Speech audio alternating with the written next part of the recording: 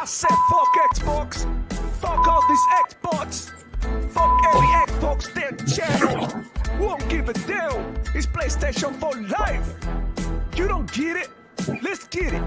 Let's do this. Let's do this, my ponies. Let's go to war. What? Say what? Yeah. I say I double tip on The Last of Us. Woo. Yeah, I double tip on the director's cut. Woo. Double tip on every damn release. Damn right. Yeah, Jim Ryan is my motherfucking boss. Yo, and we don't care about no layoffs. Yeah, all the shine gonna keep it on the low. Shh. We'll be sucking on every damn toe. Yum. Because Sony PlayStation gets the love. Yeah, so all hell Sony, we be your ponies. You can take my wife, you can take my money. I'm obsessed with the God of War. Yeah, all my ponies ready to go to war. Blue PlayStation high, all over my head. Pentimetal PS5, 120 FPS. Blue team is the set, throw it up. I never had sex, I only care about sales. I said what I said. Woo! Only PlayStation gets my love. Only Sony gets my love. The love, only love. Only PlayStation gets my love. Only Sony gets my love. The love, only love. Only PlayStation gets my love. Only Sony gets my love. The love, only love. Yeah. I see you Xbox. I see you playing on Game Pass for free. Nah, man, we don't do that over here. We pay $70 a game. Yeah, you Xbox be broke. You so stupid, so goofy. Fuck you, Demo Flow. Fuck you. Like and subscribe. Yeah, if you wanna see me more on Demo Flow Gaming channel. Fuck this dude, I'ma pop in the shot every time. Yeah, but I'm here to show my pony love. And you with it? And you with it? Say what? Say what? Say what? Say what?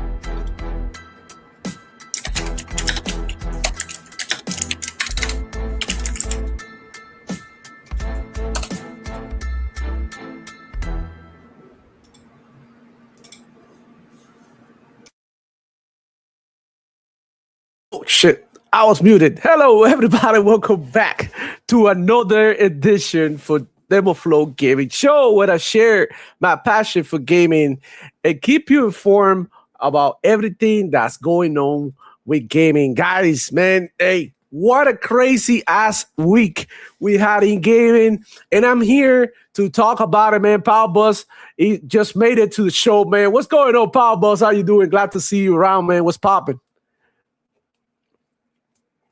Wish I had my computer, but doing absolutely fantastic. Awesome, man. Hey, great to hear from you.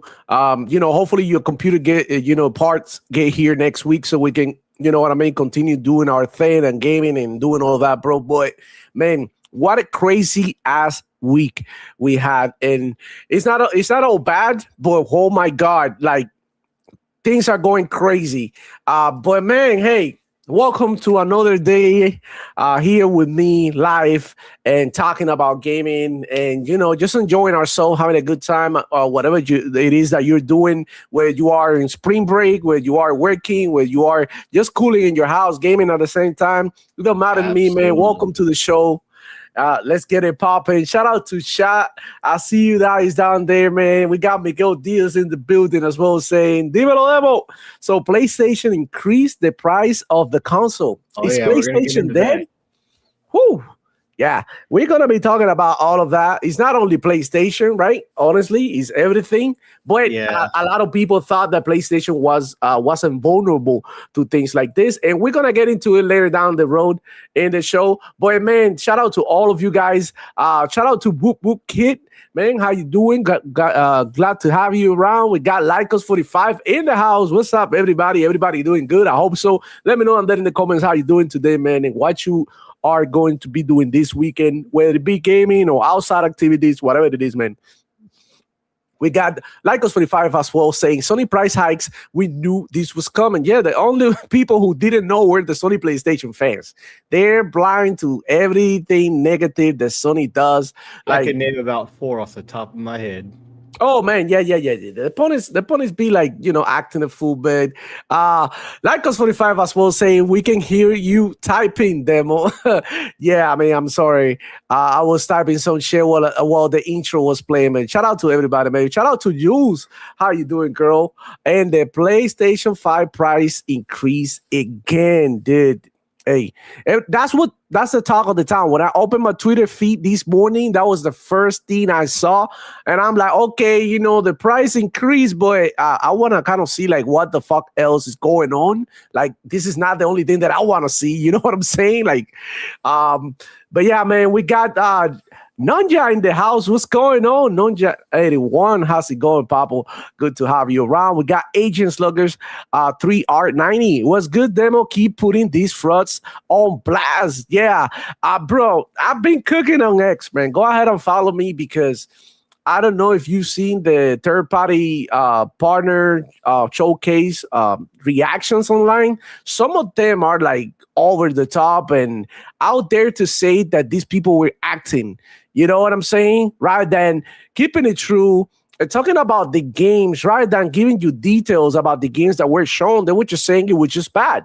And while some of the games that they show in there didn't call my attention like that, and we're gonna go through everything that was shown in the show, I gotta say there's some fucking awesome games that they show in there that I was super excited.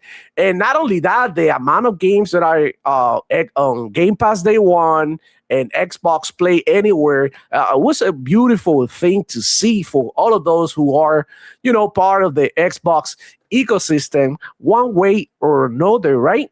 And it was like, exactly what we want. We want these games to be on Game Pass. We want these games to be Xbox Play Anywhere because that's how we like, gaming. And that doesn't mean that gaming any other way. Most of them were.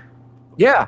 And that doesn't mean that gaming anywhere else is bad. Like I had somebody on one of my comments on Twitter yesterday or the day before yesterday, I'm not sure. He said like, because I posted like something like, hey, I love all my gamers, whether you play on a PC or tablet or a phone, it don't matter to me. Like, enjoy gaming the way you want and stop listening to these suck accounts to influence you in what consoles or hardware you should buy. Go ahead and, watch actual gamers talk about it, And then somebody said, boy, hating on people who play on the phone is justified. And I'm going to say it right here, right now, bro. Some of these kids that play on the phone, they're way better than you. You know what I'm saying? Way better than you. They game and play more than you. So, I mean, let's take a step back, bro. Let's chill. In my opinion, none of the hate is justified. At the end of the day, the way that people play does not affect your personal experience.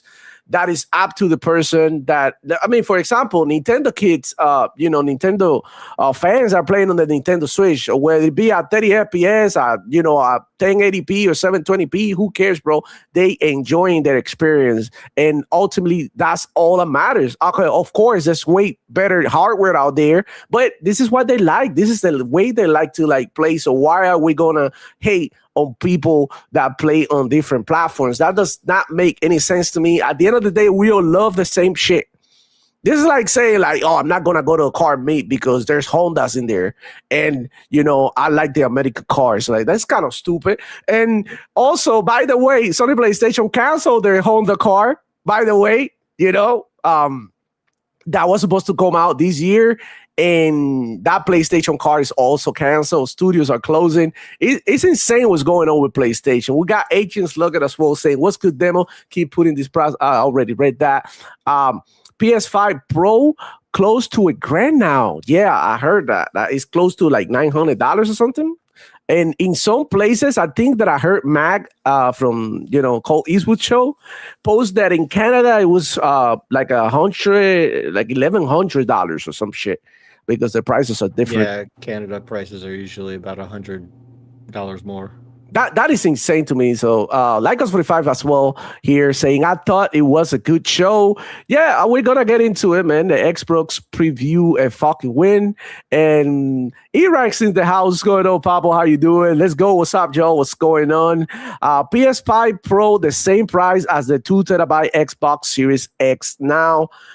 Yeah, I mean, it makes sense. Obviously, a PS5 Pro is newer tech, right? The 2 terabyte Xbox is just extra space. So basically, you could either buy the chip separately. If you already have an Xbox, you don't really need it. But if you're really buying an Xbox and you need the extra space, that's what you can get.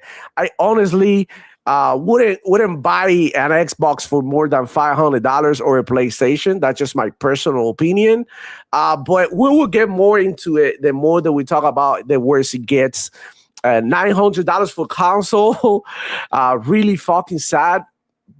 Yeah, I mean, and look, a lot of people came out saying that the new PlayStation was going to be, $600. So think about it for a minute. The PlayStation 5 Pro is close to $1,000. Do you really think the next generation of consoles is going to be $500? I might be wrong, but usually when the prices go up, they rarely come down. And I think that we're about to see a crash in the gaming industry in which we're going to see big companies moving away from gaming and things like that. And, eventually everything is going to even out or get worse, So, anyways, let's get into the show, man, the Xbox show. And hold on, let me see.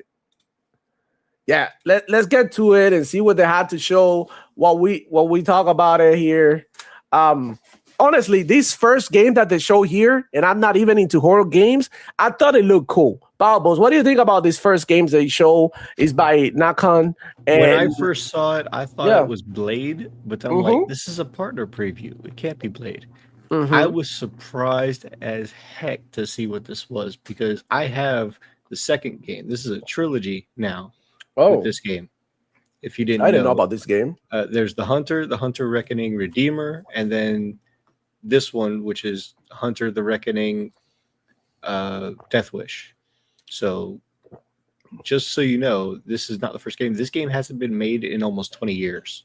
Holy shit. Okay. What about the first couple of games? Were they any good? Because I'm not really into horror games. Maybe that's why I missed out on this one. Half of these games are literally knocking it out of the ballpark. Awesome. So this is like a good legendary game that a lot of people don't know about, but it's coming back. I'm pretty sure the fans are excited. So off the rip, I didn't think this one looked bad at all. It's just not my cup of tea. It's an easy skip for me, but I can see why people who enjoy games like Resident Evil, Alan Wake, and all of that would like a horror game like that. It's vampires, so it's funny. I'm not really into vampires, but we'll see. I don't know. I don't know what else to think about. I need to see more from the game, like more gameplay and stuff. But for what I saw, I think it has like a good what atmosphere, and it just like looked crazy good and kind of scary, bro. I'm not gonna lie, it should look scary as fuck.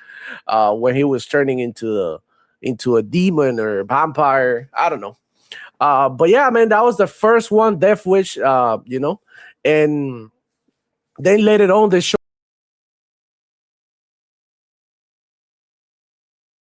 Oop, demo seems to have crashed. Oh my god, bro! I pressed the wrong thing, dude. In my mouse. No worries. And, no worries. Hold on. Oh god damn it. So yeah, this one, yeah, that was the same thing. They show a little bit more. I didn't see this part. That it was like they were showing a little bit of in-game in-engine footage, right? So wow, I think it looks good. Yeah, I think it looks good. It's pre-alpha, it's cinematic, but the series has always had a great storyline. To me, this is what Redfall should have been. Right, probably. Then we have here Wuthering Waves is finally coming to Xbox. I've been playing this game. Later. Yeah, I've been playing this game. It's not bad at all. Go ahead and check it out. If you want to get into like a gacha game. But I mean, I don't know. I like the combat, but I don't really enjoy the gacha part of the game. I wish this game was just like like a single player story or maybe a co-op story, but not like, but without the gacha shit that you have to like buy the new characters and all that, because I think the combat is pretty decent. that, but we all knew about this game already, right? But it's coming to Xbox, so that is a good thing. Not a bad announcement at all, given the popularity of this game. These games are extremely popular. Like, trust me, people be playing this shit a lot. So, Wuthering Waves was the second one. Is coming to Xbox Game Pass.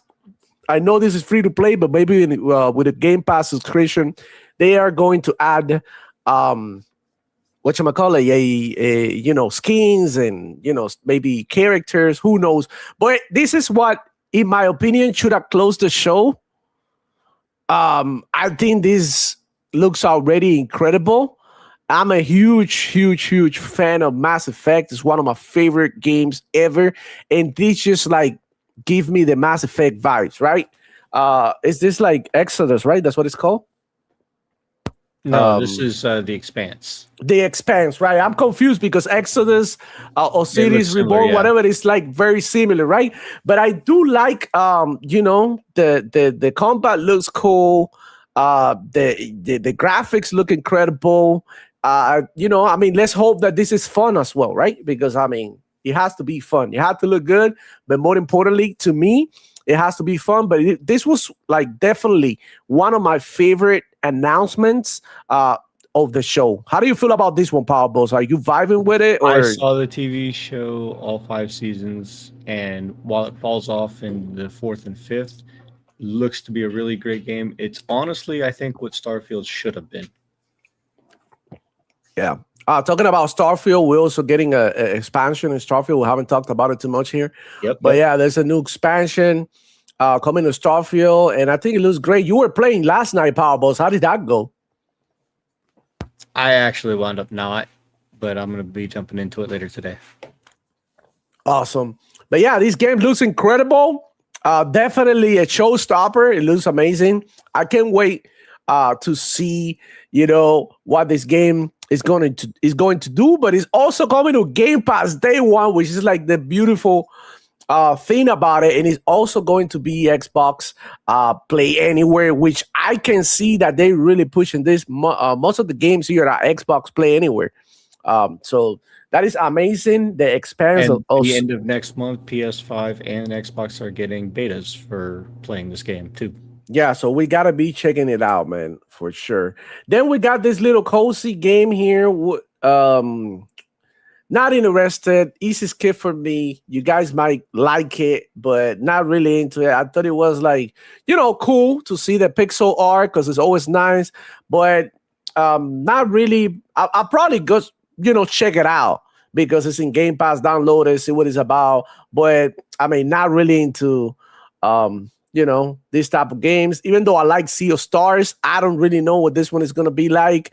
I wouldn't knock it until I try it, but I can definitely say that this is not very appealing for a show, right?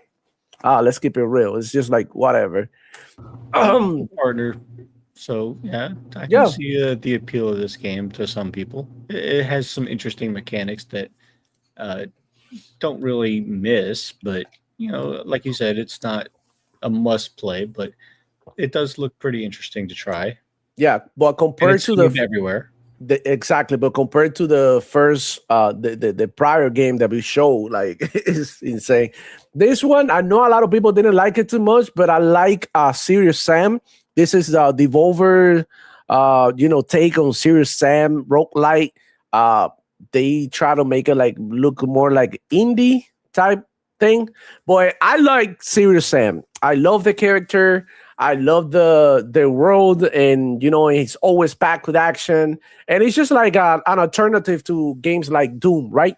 So this one looks like a little bit more, I don't know, like indie, because they usually look like like it has like sort of like the Fortnite Serious type Sam shit. And you played a game called RoboQuest. This actually looks like it's a take on that. Choose a character, and it's a roguelike. Yeah, exactly. It reminds me of RoboQuest. So yeah, this might be really good for me. I might really enjoy this one. I think it's coming to Game Pass. And look at that revolver. That's what I want to try. I like that. Yeah, man, doesn't look bad at all. Looks like a nice indie game. Yeah, I would definitely play something like this more than the one that they showed before. Straight up, and his Xbox Play Anywhere is not coming to Game Pass, but we'll see. That's pretty good. I didn't hate that for sure. Then let's see, let's keep it forward because we need to get through it. And oh my god, this one was amazing, bro. I'm not gonna lie, bro. I can't wait to play this shit. This is by the Yakuza developers, and it looks incredible, bro. Look at this combat. Boom. I mean, shit. Like, out of all the games that they show, I think this is my favorite one so far. Honestly. Look at this action, and I'm with it. It definitely has some interesting fighting mechanics, and it definitely has its own unique vibe. Definitely looking forward to seeing what the Yakuza devs can come up with throughout this. I mean, the amount of things that you can do is just crazy. It reminds me a lot of Crimson Desert, but more of a single-player story set in different periods of Japan. Yeah, I think I like that mechanic that you go through the through time, right? And you experience like quests and combat in different times, and I think the game is awesome, bro. I think it looks crazy. It looks cool. I like this type of shit. I grew up watching a bunch of like kung fu movies and martial arts movies, the Jean-Claude Van Damme and Jackie Chan, Jet Li type shit. So I think this is gonna be right up my alley. And this one is actually coming to Game Pass day one, which is amazing. And it's also Xbox Play Anywhere. And I'm excited to play this one. And, I think they're going to have a preview later on. I think this was just like, the show itself tells you this is a partner preview. And people were complaining about like this being a preview. Like, what the fuck? Which one is this? Oh, this one is Super Meat Boy. It's also coming to Game Pass. Are you playing this one, Power Boss? I never tried the previous Meat Boy games, and from what I've heard, people saying that this like rage-inducing that this guy is doing in the cutscenes is like honestly how you're gonna actually feel playing the game, and I can see it. Yeah. I didn't play the first two, but I might give this one a try. I don't know. Yeah, not my cup of tea, but looks cool. I'm pretty sure some of you guys are gonna enjoy it, and we're gonna get. Let me know on that in the comments, though. Like, if are any of these games resonating with you? Do you, are you interested or not? Is it shit? Let me know. And this one, bro, is an easy skip for me. I don't really like emotional games like this. This looks like a soap opera, like a novela. And I'm like, I'm good with it, but I'm pretty sure some people, type of people who like Life is Strange and games like that are probably going to enjoy this one. This an easy skip for me, but maybe it's for somebody. What do you think, Power Boss? Will you play something like this? Not for me. It looks similar to RV There Yet crossed with Dustborn, honestly. Mm-hmm. Yeah, not for me, definitely. Not a banger, but not bad.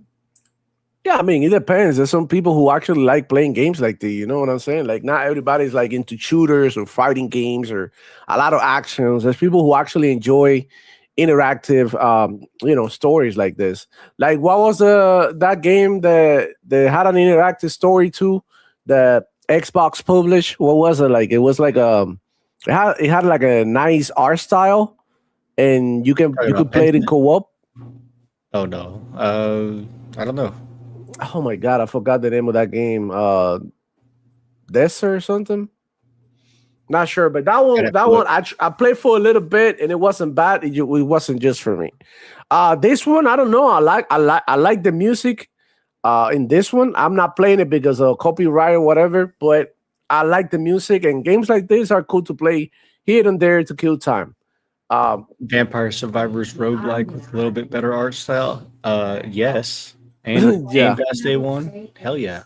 Yeah. So there you go. Like, I'm probably gonna try it out, not play too much, but maybe Powerballs go super hard on it, and maybe some of you guys will like it as well.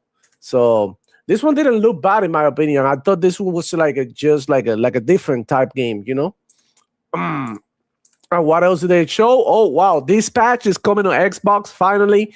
Look, listen, I know a lot of people like this game. I couldn't give a shit about this game. And the fact is that it's an interactive story game. Like you don't really like, you know what I mean? You don't be doing much with the controller. And that's my shit. You know, I like smashing buttons. This patch is definitely not for me. When it came out, I was curious about it, and I saw some of the gameplay, and I'm like, nah, bro, not for me. I'd rather like play something else. But a lot of people liked it. It has a very positive reviews on Steam. It's a big game, though. You know what I mean? It's a good game. Oh, absolutely. Looking forward to trying that as well. Yeah, that one is definitely not for me. But check this one out. Did you see this one, Power Bus? And what do you think about that? I thought this one looked crazy. Even though I'm not into horror games, I thought this one looked cool as fuck. Game Pass day one. I am definitely wanting to give this a try. It gives me Alien Isolation, movie vibes. Definitely looking forward to it. Dead Space type shit. That's exactly what it feels like. Even though you got like more weaponry, I might be more inclined to play something like this just because they give you shit so that you can defend yourself. My issue in some of the horror games is like that you don't really fight too much. All you do is run away. I hate games like that. I just that's not my fantasy, to feel powerless. My fantasy is to feel like super powered, OP, so that I can, you know what I'm saying? Like I'm the other way around. Some people like that, but Alien Death Storm, ADS. Shout out to the ADS guys. And bro, this part right here, this jump scare got me watching the trailer. I wasn't expecting that. And look, Game Pass day one. I can't wait to see what the hell this one will look like and how people are going to enjoy it. Alien Death Storm. What else we got? We got the frog game or something. This one is like a party game. Looks like a soul shaker type game. That you guys play, like a community night type game. Yeah, it reminds me of Repo, except instead of collecting jewels, you're collecting food. Yeah. Not my cup of tea. We'll probably play this one with friends or something, maybe my little cousins, show it to, the kids from the family and stuff. But other than that, I don't see myself playing this game. But then again, like, a lot of people play Fall Guys and shit like that. And you know what I mean? Those are popular games too. Frog Squad, that's what it's called. What was this one? Oh, the Bluey game. Yeah, this is a banger, easy W. Kids love Bluey. Kids will play this game no matter how you feel about it, because this is what it is, a kid game. And it's also important to note that the thing with the Xbox show is that it had a little bit of everything for everybody. You had the horror, you had the action, you had the brawler, you had the, the roguelites, you had the cozy games like this. So I think this one is good for the kids. Not for me, but for the kids. My kid love Bluey too, bro. Like every kid loves that shit. This one is the Stalker 2 DLC that I thought it was great too. I can't wait to see play more Stalker and see what the DLC is all about. Stalker 2 was amazing. And you just get lost in that world, right? It's like super punishing, but a super fun game as well. And look, it's coming to this game is already in the PlayStation. And also super rewarding for playing it too. But it looks incredible, man. It looks better each time that they show. And look, actually, it's one of the games that I have yet to try in my new computer. So I'm probably going to download and give it a shot because it looks incredible, man. Look at this. Amazing, dog. Can't wait to try it out, the DLC, see what they have to offer. I really wish that they had a co-op mode for Stalker. I don't know if maybe with a mod, you can mod the games that you can do all this shit with a buddy. But it feels like playing these type of games with a friend is so much better than playing it by yourself. That's just like, it's a lonely world and everybody's trying to fuck you over. So Stalker 2, Cost of Hope, coming summer 2026. I was hoping for them to put it back on Game Pass, but it didn't happen. We'll see when the time comes. And what else? Let me see what else they have. Yeah, wow, this one, bro. If this game right here, if PlayStation have showed this as a time exclusive or something, ponies would have lost their fucking minds. But they show it in Xbox, and no one is talking about this game, and this shit look crazy, man. Look, I'm down to play this one. Do you know what game is this? It's called Dirty Faith. I think that's what it's called. And Moose Dirty Face. That's what it's called. It looks brutal. Like, I mean, it looks brutal. This might be an alternative to people who like Ghost of Yotei, Ghost of Tsushima, but they want just like the brutality of those samurai games. And it's coming to Game Pass day one. And look, I think this game is from Korea, right? It looks like it's a Korean game, and yeah, look, I think so. Korean devs are really killing it, dude. Like straight up, like Crimson Desert is insane, and this one looks there's definitely crazy a lot as well. coming out. That's definitely for sure. And look, the combat. What do you see? The combat, bro. The animations and everything looks crazy. It looks like a lot of fun. Like it looks like the game has a lot of crazy shit going on, and the executions, bro. It reminds me of like the old Chinese Charlie movies that was like actually a lot of blood. What? Onimusha and Dynasty Warriors. Yeah. It's like it also reminds me a little bit of Wukong. Yeah, Ghost of Tsushima, like games like that. You know what I'm saying? Like when it comes to like the sword fights and all that, bro. Like this game looks incredible. I can't wait to try it out. This was like probably one of like the hidden gems from the show that people are not really noticing a lot. But if you know, you know what I'm saying? This one looks crazy. Look at the animations, beautiful animations. It has like the Cuphead vibes. For this. Oh, wow. On Steam right now. And from what I understand, it plays like the old NES DuckTale games. Oh, shit. I might be interested. Is this one coming to Game Pass too? Not sure if this one. I'm not sure. But man, it looks beautiful. It has beautiful animations, dude. Like, look at this. Fire. Yeah. I really like what I see. This one is actually it's low key fire. Dude does a lot of things with the umbrella. You saw him blocking and then like attacking the enemy with it. It has like superpowers. Really, really, really interesting. Now the people are gonna be probably making fun of the protagonist because it's old, but let old people do the thing too, dog. You know what I'm saying? Let old people do the thing too. I think it looks cool. I want to try it out. Actually, look at this. Animations are insane, dude.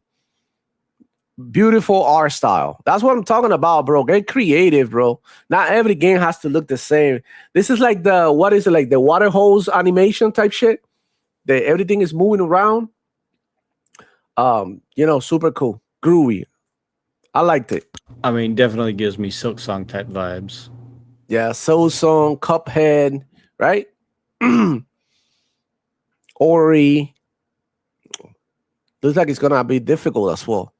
All right, so that one is coming to Game Pass day one in 2027. And the demo is available too. Thank you for that, Pablos. I'll be checking it out. What else they had? Oh, they had this one. You might like this one, Power Boss. It's like a hybrid between RTS and third-person shooter. So you do your moves and then you execute with your character. Like similar to like, I don't know, like something like Gear Tactics, but you can actually, when it's time to like shoot the opponents, you are doing all the shooting. So looks interesting. I'm not gonna lie. And I think we have the other one. Hold on, let me skip this one because I think the next one that's coming. Oh, we got Hades 2 coming to Game Pass 2. You know what I'm saying? This one is a good one. Hades 2 coming to Game Pass. I love the first one, and I can't wait to try the second one. This is a Game of the Year contender last year on Amazing Games. I played the hell out of Hades 1. I can't wait to actually try this one out, same as Power Boss. And if you like games like this, go and try Absalom. They just added it to Game Pass, and it's absolutely amazing. It has a similar, not quite art style, but if you play it, you know what I'm talking about. So yeah, Hades 2 coming to Game Pass. It was one of the cool announcements they would like to see. But man, check this one out. The last announcement. I want to hear first before I say anything, Power Boss. What do you think about this last announcement? The artificial detective. I want to say that if you liked Pragmata, this seems like a reverse Pragmata. And all honesty, it looks pretty good. It looks pretty good, but you know what it reminds me of? Naughty Dog games. Yeah, it's pretty close to that level. It reminds me of like a Last of Us from Temu or something. Like if they try to do The Last of Us or some shit, because you got the two characters, the robot and the kid, and you literally like do similar things like they do in The Last of Us type shit. So I'm guessing like if this game was announced by Sony, like people will go crazy with it. But since it was like announced for Xbox, don't nobody give a shit, So I mean, it looks cool. I'm not sure how interested I am, but for what I can see, it looks like it has a high level of production. And I don't know. It might be it. I thought at the beginning that this was gonna be like a stealth-based game, but it's not. You can actually play it both ways. You can play with stealth, I'm pretty sure, in some areas. And then if you want to go all out, you have a little companion dog that you can like, I mean, it actually doesn't look good. I don't know if this one is coming to Game Pass. It actually looks decent. So let me see. Is this one coming to Game Pass, Power Boss? No, this one is just Xbox Play Anywhere. It's not coming to Game Pass. It's gonna release on 2027, and that was the whole show. That was the whole show. If I had to give it a rating, I would go for literally a 7 out of 10, 6.5 out of 10. It wasn't anything super special, but it wasn't terrible either, right? And for the third-party partner preview, it was decent. A lot of games that we didn't know about that were shown too, and that was pretty outstanding. Yeah, especially the Moose game. I thought that was like a good showing, and some of the other games were cool, dude. So I mean, honestly, I don't know, because I don't know if you've seen the reaction from Kind of Funny Games. Yeah, they didn't like it at all. No surprise there. I'm just gonna go ahead and show you guys what Kind of Funny Games had to say about the show. I actually enjoy it. I didn't think it was the best show ever, but it was decent to say the least, right? Let me go ahead and share my screen, and we're gonna cook these people real quick right here. So yeah, can you see my screen? This is what they had to say. I can indeed. I thought this was awful. I understand how hard it is to do a showcase. I understand having partner restrictions, but I think we got a trailer and then a tease to come back on May 6th for a deep dive. Surrounding it were trailers for games that don't look bad, but just don't have the stuff. There was no punch to anything. I thought. What? There was no. So he didn't like. Imagine he says that when Ghost of Yote, I believe it was, did even worse. PlayStation showcases will literally say the title of the game and then say come back later for this date to see more. They don't even show anything of the gameplay. And he says that when there's literally a dude being punched on screen. Yeah, with a lot of action in a game that everybody's hyped for from the makers of Yakuza. It does not make any sense. It did have the stuff. I'm not saying every game there. I'm looking forward to every game because I'm not. There's some games that I'm gonna easily skip. But they did show some decent games, bro. Like, come on, bro. You cannot tell me that last game with the detective wasn't like a bad looking game or didn't look interesting at all. Like, and at the same time, I don't know, bro. This is crazy. Come on, bro. Y'all need to stop the cap. just be happy that they show some games. What is the PlayStation third-party partner showcase or preview? They ain't got shit. Like all these PlayStation lovers really need to chill and enjoy what other, developers and shit have to offer because PlayStation ain't got shit. Like, how do you look at a game like, whatchamacallit, the one from the makers of Yakuza? I can't really, remember the name. And look at a game like Saros and tell me that Saros is a contender for Game of the Year. And then you look at the other game and say, like, it ain't shit. Like, oh, no, it's worse. They're saying that Saros is game of the generation. Generation of what? I don't know, bro. Look, I'm not knocking down Saros. Might be a good game. Might be good. But Returnal didn't do that good. And this is like literally Returnal 2. You feel me? Now, I have no doubt that it's going to do everything better than Returnal, better graphics, better for gameplay, sure, better everything. But it's still a bullet hell that is not going to do boundaries because we all know that most PlayStation gamers are not those type of gamers. Right. Shout out to Hero Culture with the 5, man. Thank you. Appreciate that.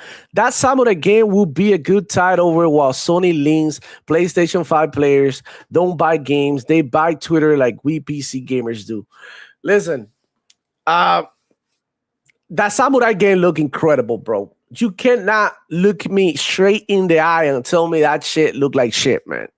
Like, there's no way. That game looked incredible. The Yakuza game looked great. The Alien game, ADS, what is it? Alien Death Storm looked amazing as well. The first game they showed looked cool too. The last game looked cool. The game with the Uncle game that looks like Metrovania, whatever, with the animations look amazing. There were some other games out there that were like probably mid. Like I would say like Serious Sam didn't look like appealing to everybody or maybe like a popular title. But man, you cannot go over there and say that you didn't like anything at all, bro. You know what I mean? Like, this is not even There's like something for everybody in this. Yeah, showcase. even for kids, Bluey. Like, come on, bro. You're gonna hate on Bluey too, bro. What type of people are you, dog? It just like gets worse and worse. And it's just like everybody's getting tired of this bullshit, right? Like the lies. Like, you don't need to lie, bro. Xbox is going to fuck up. You're going to get your chance to cook them. You don't have to force it, And I feel like everything is forced in the middle of what is going on, with video games in general. And they're just like looking at one side, like this side is failing when in fact, like, they actually putting games out. They actually, you know what I'm saying? Doing their thing. Xbox is doing the thing. They just had a show while Sony PlayStation closed down studios and increased their prices of the consoles. Like, it's totally the opposite. And it's just like, my bad. It's just like crazy to me to even be here talking about that when they're definitely in different situations at the moment. We got Xbox with shows, games coming, you know what I mean? They're thriving in their own way. And then we have PlayStation with 11% of Kadokawa, and you know what I'm saying? Studio closures. They closed Blue Point. They closed another studio the other day. What wasn't it? Didn't you hear, Demo? Oasis outbid Sony on Kadokawa. They are no longer the top shareholder. I mean, I don't think 10% of nothing give you whatever, bro. 10% of no company, you got nothing to say there. It's you are just like, whatever. And look, I'm not gonna lie, man. Xbox definitely have their, fair criticism that they should receive. But I mean, look at PlayStation, what they're doing too, bro. And they love to go somewhere. So that's just crazy to me. But let me see what chat thinks about the show. Give it a rating down there, guys. I give it a 7 out of 10, 6.5 to 7 out of 10. I think it was decent for the third-party partner showcase. We still got June showcase in 3 months, right? It looks like every 3 months Xbox is doing something. We had in January, the developer direct. Now we have the third-party partner preview, and Let's on not June. forget, out of this, there was 4 teased dates for more Xbox shows. By the way, Say what? just from this show alone, there's 4 more upcoming Xbox shows. Yeah, I mean, they're definitely gonna do more shows, especially the June one, which is the one that you should be like, looking to criticize heavily, right? But this third party partner showcase just showed that Xbox is still relevant, and there's still people who like to develop for Xbox, especially when everything that they show here was Xbox Play Anywhere. And we've been told time and time again by these Sony PlayStation fans and the media in general, like, they always asking the question, oh, how is Xbox gonna make money? Like, I don't care. I'm here for the games. Like, that's their problem. I'm pretty sure they know how to make money. God damn it, it's Microsoft. If anything, they know how to make too much money. You know what I'm saying? So, I mean, I don't think we should be caring that much about how much money these companies make. Because look at this. Sony PlayStation with 90 million consoles sold is still closing studios. Is still laying off people. Like, it doesn't mean shit, bro. It does not mean shit. You need to sell your games, dude. And look, I've been told by the Sony PlayStation fans once more, Sony PlayStation does not need to put their games on PC. Really? Imagine if they had put whatever games these companies have on PC, they might have given another, I don't know, month of oxygen to keep the company open, the lights on. I don't know, bro. Power of us, don't you think so? And now they want to act like, oh, we don't need the PC money. You need all the help that you can get, bro, from any players. Nintendo, the phone, the tablets, everybody. You need that cash. And it's eventually they're going to fall because they actually need it. They are in a dire situation. Is the one that's dead. Yeah, Xbox is dying, and they're the one closing studios, increasing their prices, all of that. And look, I'm not saying here that Xbox are saints, because they actually increased the prices too, but they got cooked for it. They were like, oh, PlayStation would never. And then PlayStation is doing the same shit. And this is what I'm telling you. Don't believe in any of these companies, y'all. You don't have to believe them. You can like what the games they make. You can be a fan, but don't ever become a fanboy. Don't ever become a pony like that. Understand that these people are here to make money off for you. So the least that you can do is demand a little better, bro. Like, what the fuck are we even doing, bro? And then they went ahead and asked the developers of Satos, like, is Satos coming to PC? And they didn't know what to say because, they don't know. They gonna try to sell it to PlayStation only, right? But they understand that if they don't meet the sales expectations, that's the one way they can survive, by putting the game in a different platform and making a little bit more money. It makes sense. It's a no-brainer, bro. You know what I'm saying? Like, everybody's saying that Xbox is dying, but Xbox is actually expanding. PlayStation, on the other hand, I see them shrinking, closing companies, canceling games, canceling projects like the car that they had going. That was about to be released. You understand? These are like projects that take time, budgets, and money, and all of that. And right before it's released, they're like killing it. You know what that means? Like, that means they wasted money. They wasted time, which is even more important. And now they're going to have to rethink their strategy. And that's what's going on. And I'm not going to sit here and say PlayStation is dead and shit like that, because you know what I mean? That's not true. But at the same time, it's like, they're not the same PlayStation from 2016. That is for sure. They are seeing themselves in the situation in which they have to evolve, and they don't know what to do. That right there, bro, should tell you everything you should know. Forget about what these Sony PlayStation fanboys are telling you about console sales. Watch what's actually taking place here. watch how many games PlayStation has coming this year. Is it a lot? Because, I mean, it's Satos and Wolverine. Maybe. God knows. Maybe Wolverine, God forbid, get pushed back to 2027. And that would be like a low blow for PlayStation because that's literally the main game this year. Out yet and said anything about the PC ports, yay or nay.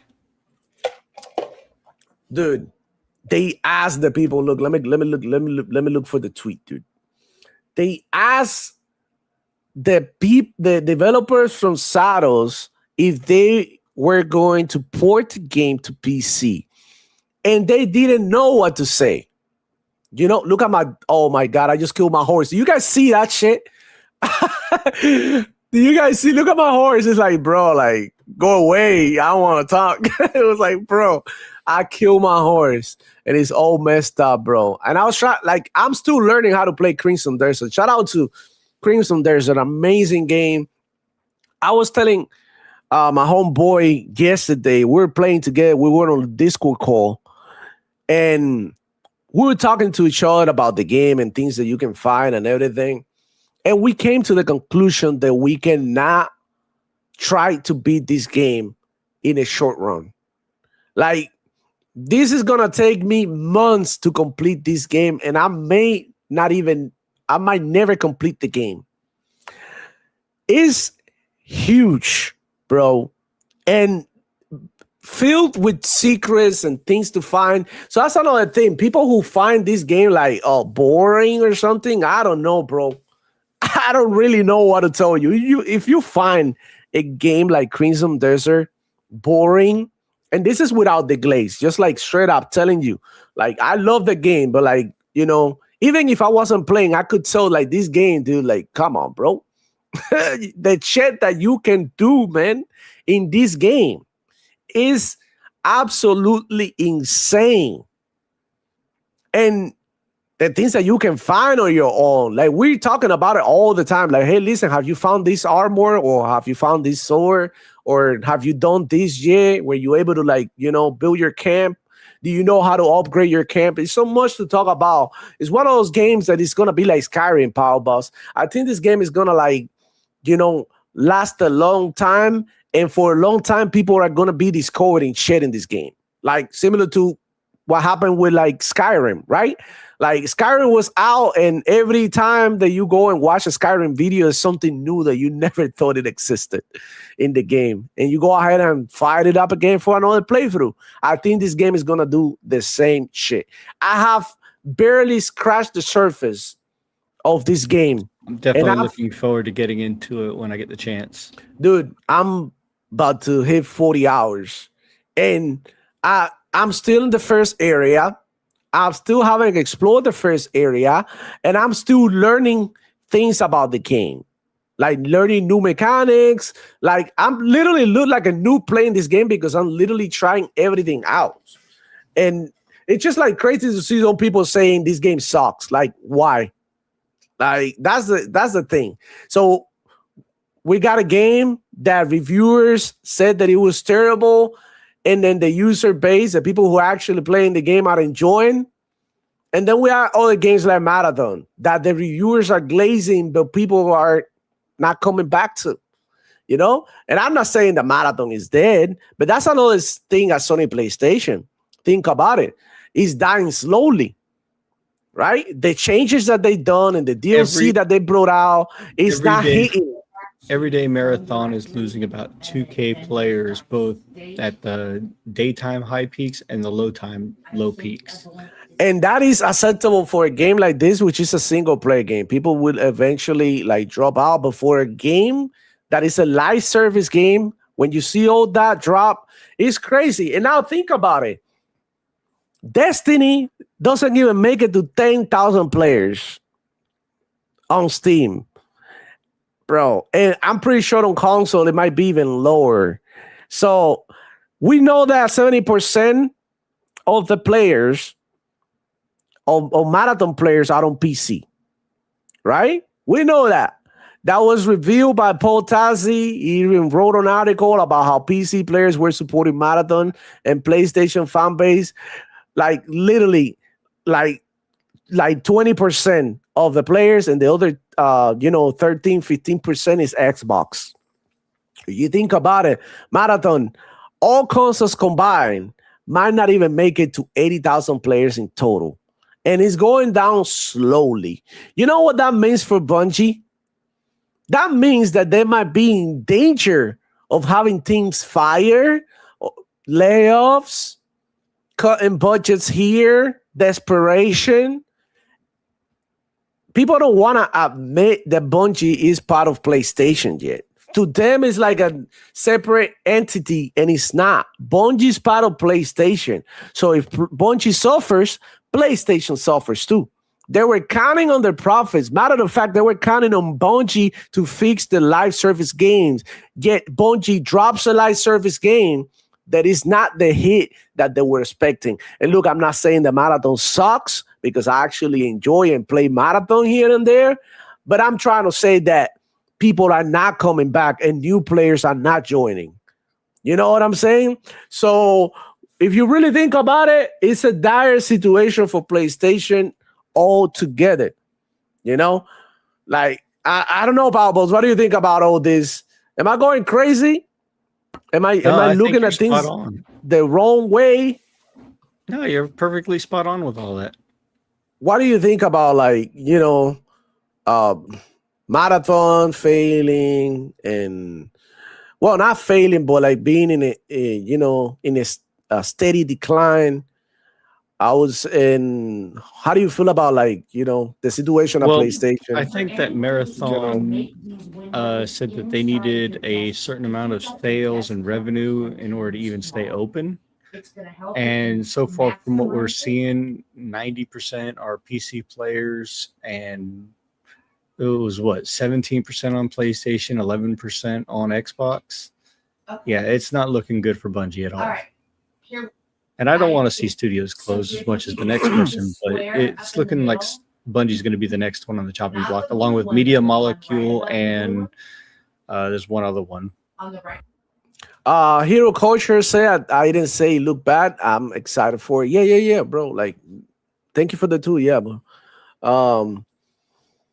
It's just like, insanity at this point. We were talking about funny games, not you, Hero Culture. We were talking about funny games, saying that they hated the show, and there was something there for everybody, bro. For a PlayStation fan, if you were a Nintendo fan, there were games there that you might resonate with. If you were a PC gamer or whatever, mobile gamer, like, there was something there for everybody, bro. And I really don't understand the hate, dude. I really don't understand the hate. Look, Jules gave the show a 10 out of 10. Wow, she actually liked the games. I liked all the majority of the games, but I can, there's some games that I didn't like, and that's fine. That doesn't mean that I hated everything, because there was definitely games out there for everybody, man. Dude, low B money. It was a 9 to me. Wow. Okay. I see you, homie. We got this pain in the house. What's up, guys? Talk that shit. Let's get it. Greg Schiller says, yeah, bro, it's crazy. And he had some crazy remarks too when it comes to PC gaming. I heard him crash out before, saying that PC gaming sucks and all of that. And I'm like, bro, like, come on, bro, chill.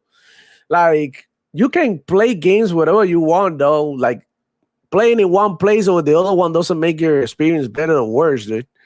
It's just like gaming at the end of the day, man. Like, I remember back in the day playing games, like, I didn't care about what console I was playing on. I was just like playing games. You know what I'm saying? It's insane that we're even here right now when we're supposed to be like, like, I don't know, more united. We got E-Rank in the house. The show was a 9 out of 10 for me. Most of the games were at least interesting.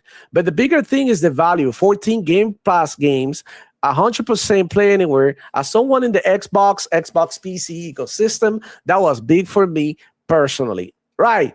But E-Rank, we are not in the same situation that these hardcore Sony PlayStation fans are, because they are, whatchamacallit, not part of the Xbox ecosystem. So they cannot understand why would you need to jump from your Xbox to your PC.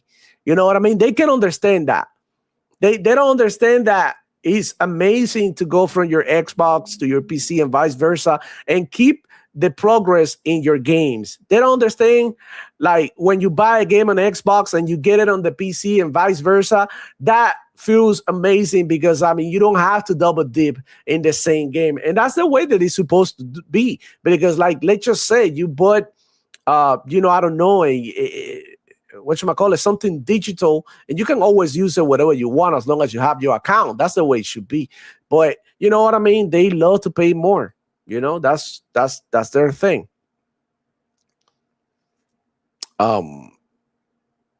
PlayStation games are few and far in between, says Hughes. Yeah, I mean, that's not hating though. That is an assessment. Lycos 45 saying animal cruelty demo, poor horse. Yeah, bro. Look, and do you want me to tell you something? I haven't healed him yet because I just found out that when your horse is hurt, you got to give him food and heal him and all of that. And I'm like, what? Okay. So Power Boss here with a comment. If it wasn't for third-party PlayStation, wouldn't be afloat at all. That's true. Look, they get a lot of third-party support. Xbox is a little behind when it comes to the third-party support, but they do have these third-party partner showcases in which they highlight this is third-party partner showcase. Not a Xbox showcase that you call it an Xbox showcase filled with third-party games. It's the difference. When Sony PlayStation do a state of play, they say state of play, but it's mostly third-party games. So you understand, like, when it comes to first party, Sony PlayStation are really behind, Xbox. They really can't compete. It's a fact. Eternal D87. Yeah. What were you going to say, Paul Bus? I was going to say, I think Faded Blaze brings up a good point. I think it's time to jump into the next topic of console price raises. Yeah, we're definitely going to be talking about that shit. Yep. Well, I'm going to pull out some tweets and shit. Let me go ahead and rock with the chat. I'm almost done, and then we get into it, right? Eternal D87 saying Crimson Desert doesn't look trash, but it does look incomplete, in my opinion. I don't know, bro. Like, it depends. I was talking about it with my homeboy about it yesterday. And the one thing that we talked about that this game lacked was like the cut scenes that you will find in something like, I don't know, Final Fantasy. If this game had released with cut scenes like that, bro, A1. But you know what? I'm glad that they chose to expend all the resources in gameplay and things that you can do within a game rather than cutscenes. That's just my personal opinion. But yeah, they could definitely improve upon that, and definitely they can continue to tweak the game because, I mean, I'm not going to lie, the character is a little floaty. At times it moves around, like when you press, it's a little irresponsive in the controllers.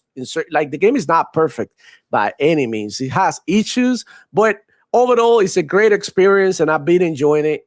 I've been having a lot of fun unlocking everything and, discovering and immersing myself in this world. Marathon's Steam reviews are very positive. So are those fabricated? No, those aren't fabricated. The game is good, but good doesn't mean popular, Lycos. And I like the game too.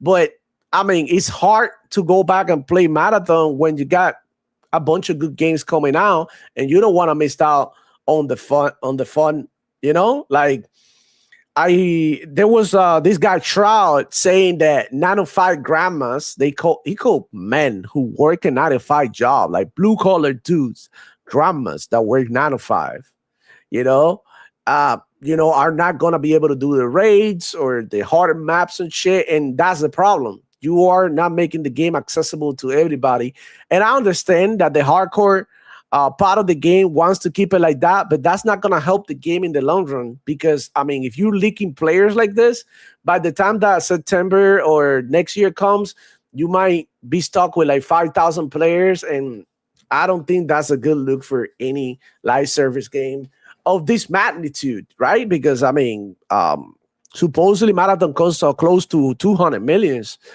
to make. So if you think about it as a big budget game that is seeing limited success. So I said it a couple of times on Twitter, my experience with Marathon is good, but I would love for them to make it more accessible to new players and stuff like that. Everybody cooked me. Everybody says skill this, skill that. Look, it's losing players.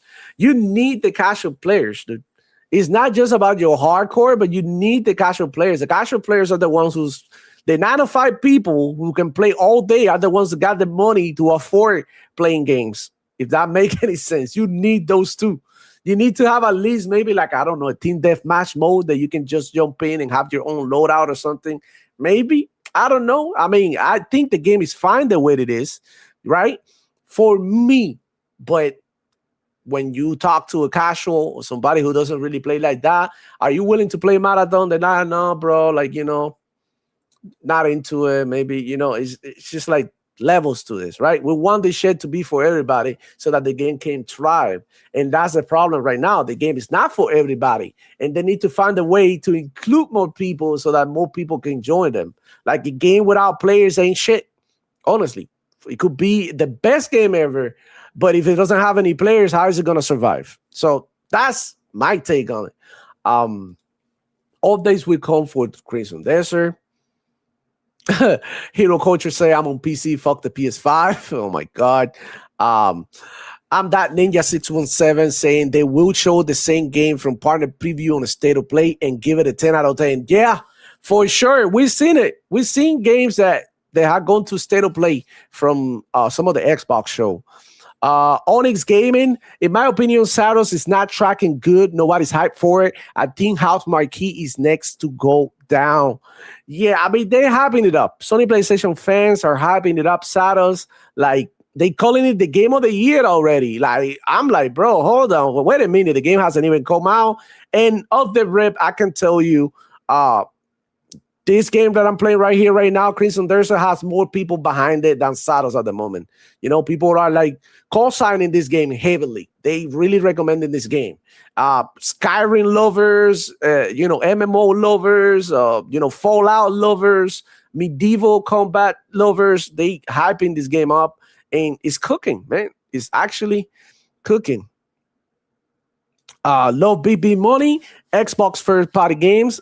Show in June. Yeah, for sure. For 900, I can pre-build a PC or a 2 terabyte Xbox Series X. We got Adidas 20 with the 2. Salute. How's it going, player? How you doing? I like us 45 saying, I agree, demo. Good doesn't mean popular, but you do get a lot of people lying saying it's bad game when they've never played it. And that's a fact. Yeah, we get the same thing here with the Crimson Desert. You know, sometimes people, you know, don't resonate with a game and they go ahead and spread the word. This game sucks. But if you're going to say the game sucks, at least say why does it suck. It's not just saying sucks. Well, talk to me about combat, exploration. I mean, I talked everything. with you when I played the Server Slam demo, and I can tell you exactly what's bad. They're the same creators of Destiny and Bungie and all that, you know, their legacy. They do good combat handling. Their gunplay is always on point, but their balancing is always crap. Yeah, bullet sponges and balancing has always been their issue. I think that's the main issue now with Marathon is the balancing. It's how do you balance the person who has the best gear, right, with the people who you know, don't really have the time to grind for the gear, and then you throw them into the mix, and you know, one person has better gear than the other one. Players as well. Yeah, and it's not only based on your skill, but also based on your gear. But at the end of the day, extraction shooters are new to console players. Console players are not used to games like Escape from Tarkov that are brutal like that. It depends on how much time you spend playing the game to beat other players. And that's the one thing why, and one of the reasons why Marathon is not really hitting in console like that. If you really think about it, extraction shooters are super popular, right? On PC, but on console, how many of those you got?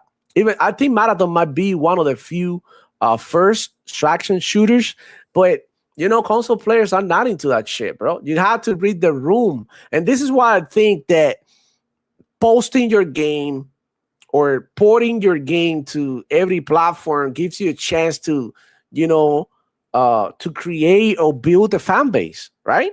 Like, let's say this game didn't hit on PlayStation, well, it might have hit on Xbox, on PC, and vice versa, right? Putting the game everywhere gives you a chance to survive. That's what I say. Live service games, multiplayer games should be everywhere, right?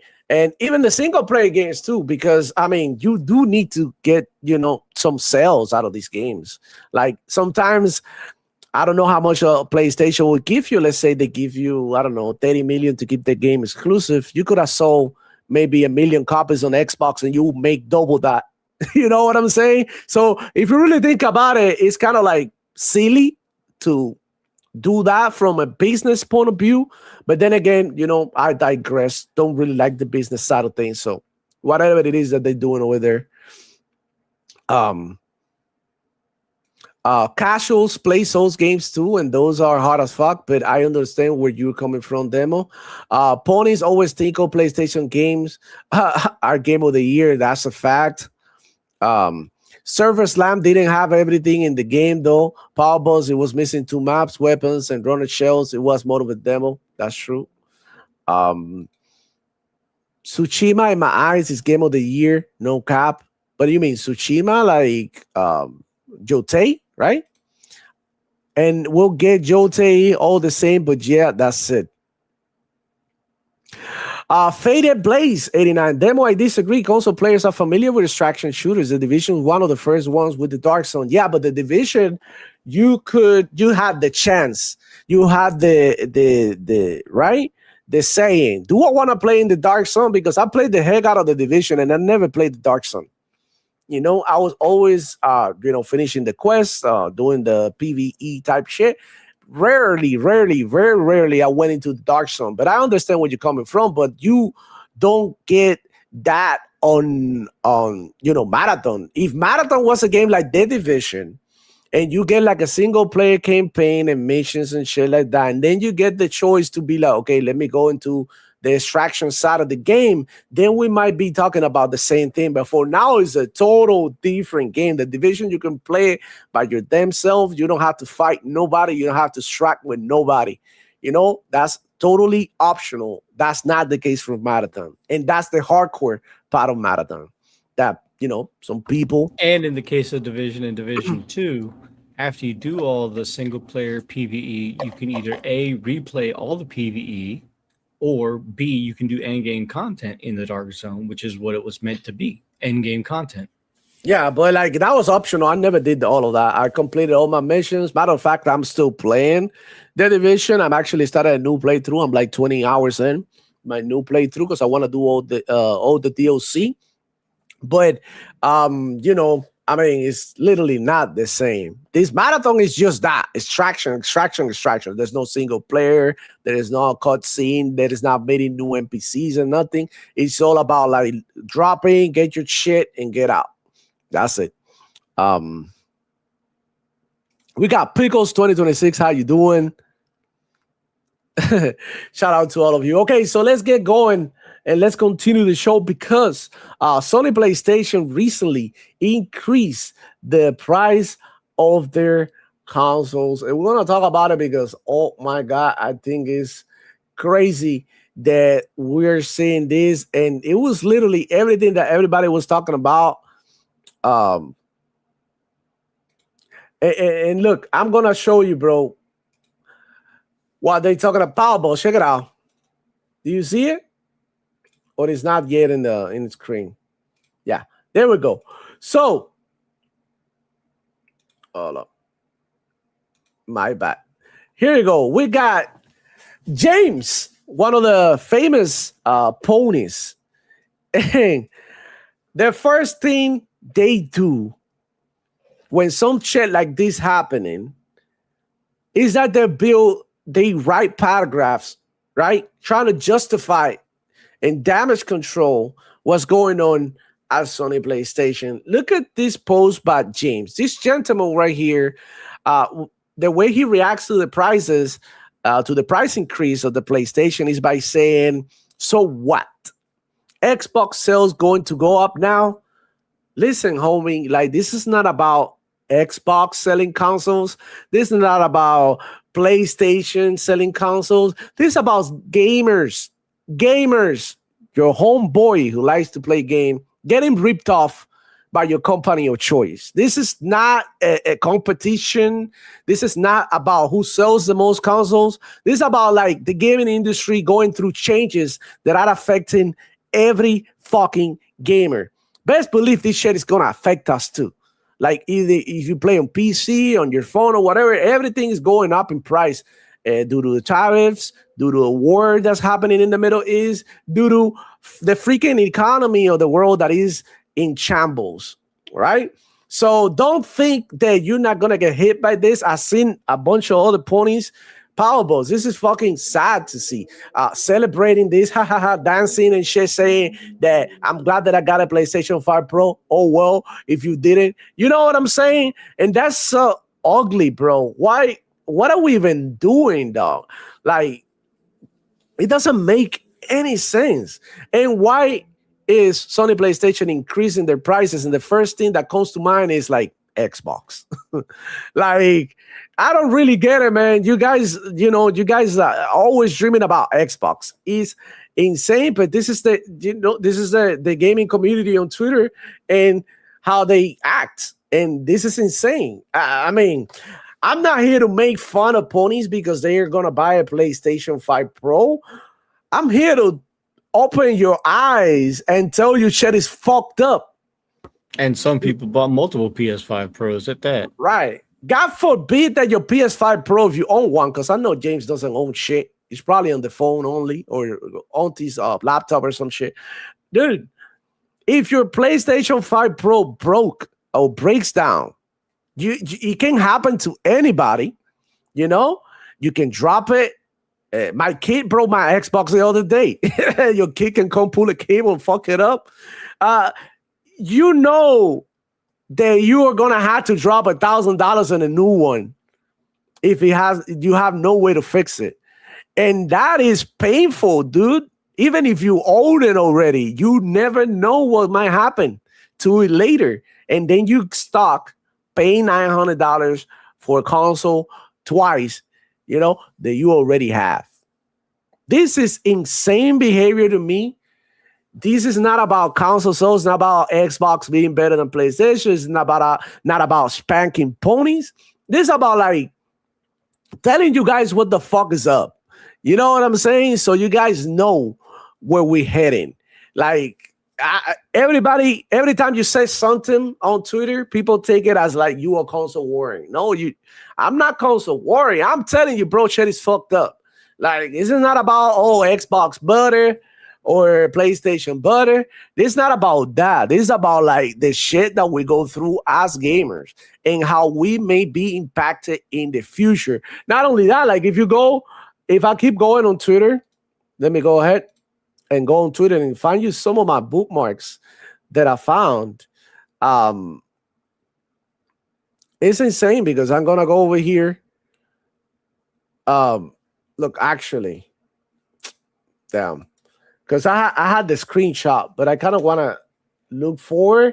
Well, while you go over that, I'm going to say that. Yeah, go ahead. Do your thing. $900 for the PS5 Pro, $240 a year for PS Plus Online, $30 for the stand, $70 for the disc drive. You're already paying well over $1,200 for that PS5 Pro. So just keep that in mind. Look,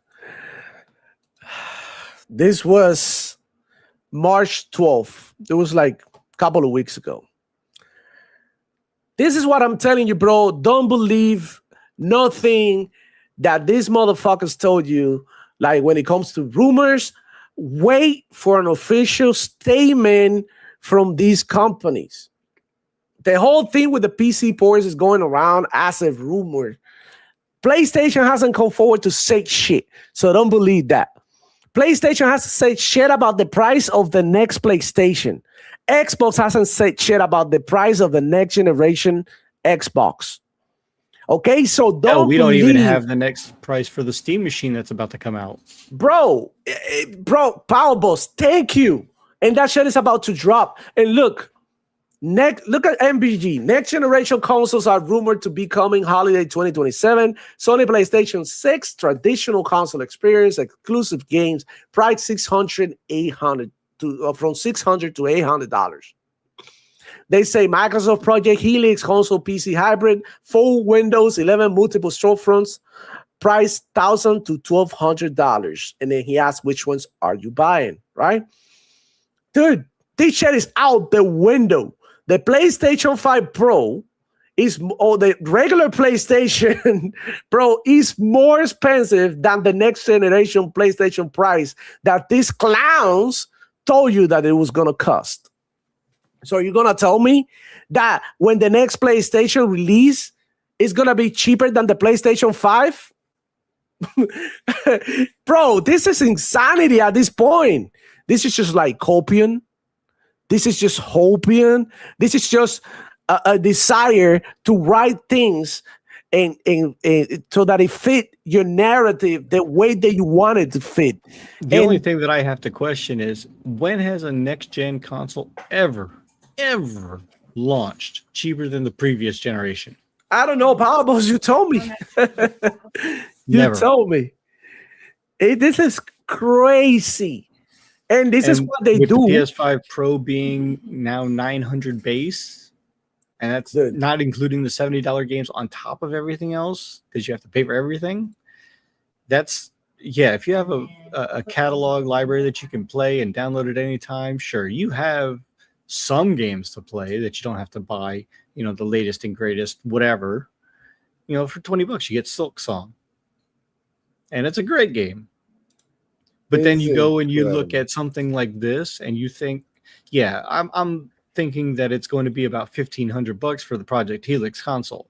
I'm not going to lie. It's going to be very pricey. But for the multiple storefronts, you're going to be saving so much on games just on Steam alone. And what's up with this?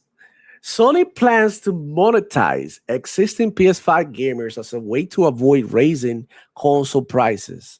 Not only did they monetize the shit out of you, ponies, but they also increased the price of the consoles. Yet, it looks I like hear they're nobody lying again. I hear nobody calling Sony PlayStation out. You know what, bro? PlayStation, check this out. PlayStation closed studios recently. I can't name the name of the fucking studios that they closed. I know it's Blue Point, but they closed another one yesterday or the day before yesterday. I forgot what it was. And the first thing Sony PlayStation fanboys do is, guess what, Power Boss? What is it like the first thing they do? They also had layoffs at the mobile division on PlayStation. And they say, they came out saying PlayStation is moving away from mobile. PlayStation going back to the roots, doing everything exclusive. Papi, don't you realize that they losing mind share? They losing money and people and teams? This can't be good, bro. This can be good. And let me go ahead and show you how Sony PlayStation justified. Sony PlayStation fans justify the lack of shout out to Zubitech. He never fails to amaze me. How they justify the closures. This was the same day that they announced that they were closing the studios. Look at the first thing Zubitech posted. PlayStation Studio working on the next game. This is how they justify the wrong by adding some copium. Team Asobi. I hope that Team Asobi is working on something because Astrobot already ran his cycle. Sony Santa Monica Studio. Team Asobi is going to be making the PC port for Astrobot like they said they were wanting to do. I don't know. They were asking PC players. You know, remember that shit? Santa Monica Studio, 3 new projects. Cody Barlow game, new God of War mainline title, God of War Trilogy remake. If that even counts. Insomnia Games, 2 new projects, Wolverine and Spider-Man 3. I haven't heard anything about Spider-Man 3 being in development.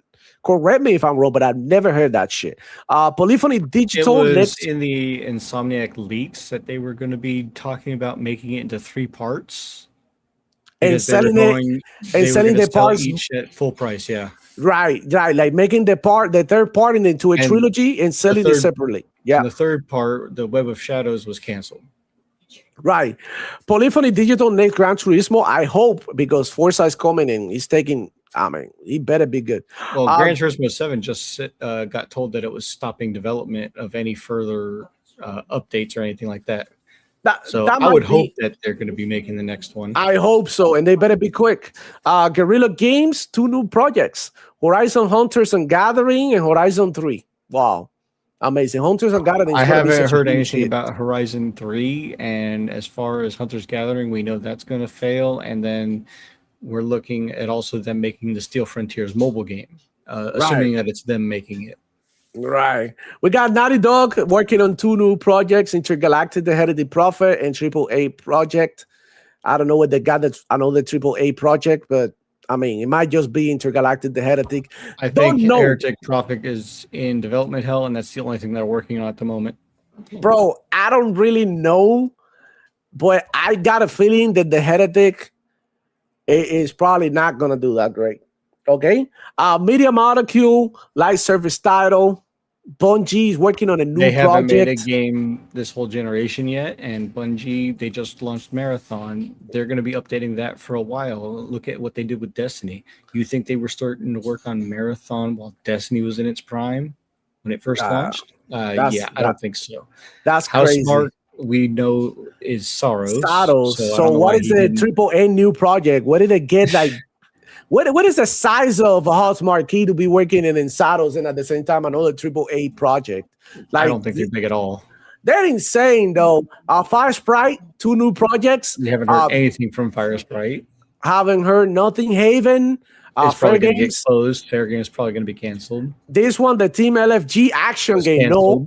No, it's not an action game. It's a frog game, bro. Everybody knows it's a damn frog game, similar to the one that we're seeing here on the show. He was making a live service and it was canceled. And then Ben Studio, next high-profile console title. I don't see anything from Ben Studios coming out anytime soon. Bro, they don't even know what the fuck they're talking about. It's just like, instead of saying, oh, PlayStation, you fucked up, you closed the studio, they were like, but they're working on, and here comes the damage control. And look, listen, bro. Whatever keep you going, dog. But this is kind of sad, Paul Bus. Let me know what you think about this. Give me a minute because I need to go to the restroom real quick. Yeah, sure. Go ahead. With Illinois. So yeah, it's really sad when they're trying to justify all these games coming out, and we know that's not the case.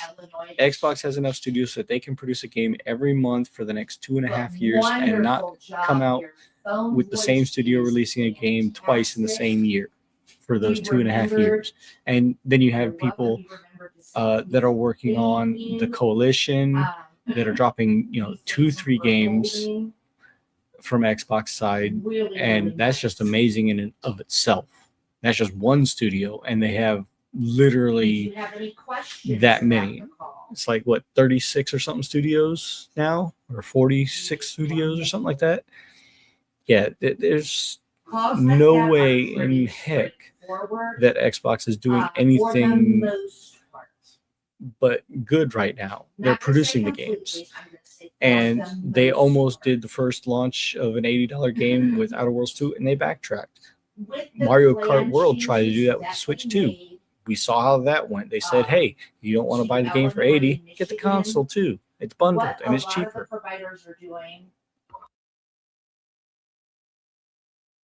You muted. Information. Nope, you muted in there. My bad. I don't know if you heard about Nintendo, shout out to them. They actually changed the pricing for digital games. Yeah, I saw. It's pretty wild. Wow, that's the best thing Nintendo has done all generation. Hopefully, the rest of the competitors, right, follow suit with this and make digital games cheaper because they should be cheaper. You're not buying the whole, you know what I mean, box or with pictures and shit. Like, you know, you're definitely just like buying a digital property. But man, it's just like insane. And I don't know what else to think, bro. I think that this is backwards. I think that this is crazy that they increasing the prices after they told you they weren't going to do it, that they were going to charge you more. Not only did they charge you more, but they also increase the prices. And this is why I don't believe nothing this pony said until PlayStation comes forward and actually gives you a statement in the news. Onyx Gaming saying, Demo, don't forget Moore's Law is dead. Report PlayStation 6 will cost $400 to $500.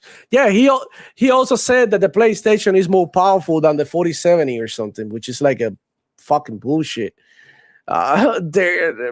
Bro, like, I don't know why you people still believe that any console is more powerful than an PC. Even if the PC had lower specs, you can still adjust the PC and squeeze as much performance as you could possibly get from a PC, shit that you cannot do in the console. Like, the minute that you understand that, like, you know, life is going to be so much better for you. I also want to point out, Demo, that for roughly the same amount that you could spend or slightly a little bit more on a PS5, over the course of the lifetime of that console, the same amount of money that you spend on that PC is going to be cheaper buying the games. Plus, you get free games. Plus, you get backwards compatibility games and can play more of your library on that PC than you will ever have out of the life of your PlayStation 5. Right. And not Because to those mention, same games, when they release on PC, are how deeply discounted? Steam has 90% sales off. Yep. Bro, I literally picked up what was a Darksiders War Master the other day for $5. I got the second part for $7. I literally picked up the Division 2. I double dip on Steam, but it was like, you know, like $5 for the Division with all the DLCs. So makes sense. You know, it makes sense. It's way cheaper than on console, but I digress. At the end of the day, it doesn't really matter where you play. It's just like, you know, when they make it seem like my PlayStation is the best and we know them right that it's not, that there's other places that you can play and get the most out of gaming, you know? I'm actually getting a little worried for the price of what the Steam machine might cost, and I think it's going to price a lot of customers out considering, you know, even at $900, you're going to be getting a PS5 Pro and getting probably better performance than what the Steam machine might actually do. I mean, the only thing that the Steam machine has going for it is the appeal that it's Linux and not Windows, and some people will buy it just simply because of that. Yeah. And the Sony PlayStation fans are not happy about this, man. They're not happy about the price increase. But I want... Bro, that... I don't know, bro. I don't know. Guys, what do you think about the whole PlayStation console, whatever is going on with the prices? Let me see, Chagas. I see you guys active, man. It's crazy. We got the Archangel Nexus in the building. I see you, homie. How you doing, man? Good to have you around as usual. Dan.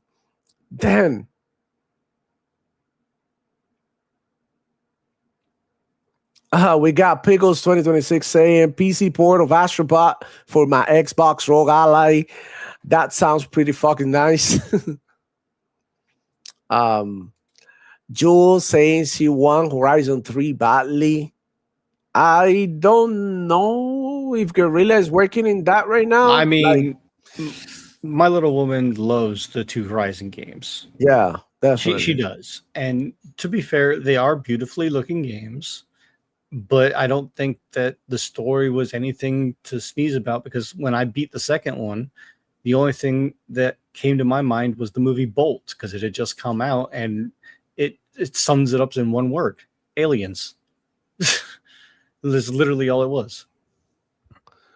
Okay, so we got a question for you. Eternal D87 saying, Power Balls, why do you have such a hard on for the death of Marathon? What did it do to you in your personal life? I'm just asking.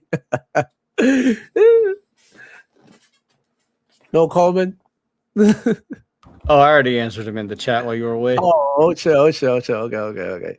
Yeah, man, we don't want Marathon to die. We don't want any of the Sony games to die. On the contrary, we want them to do even better. when High Guard came out, okay, I played that as well. Well, I was going to play that as well, but then I decided against it because of some other issues. Excuse me.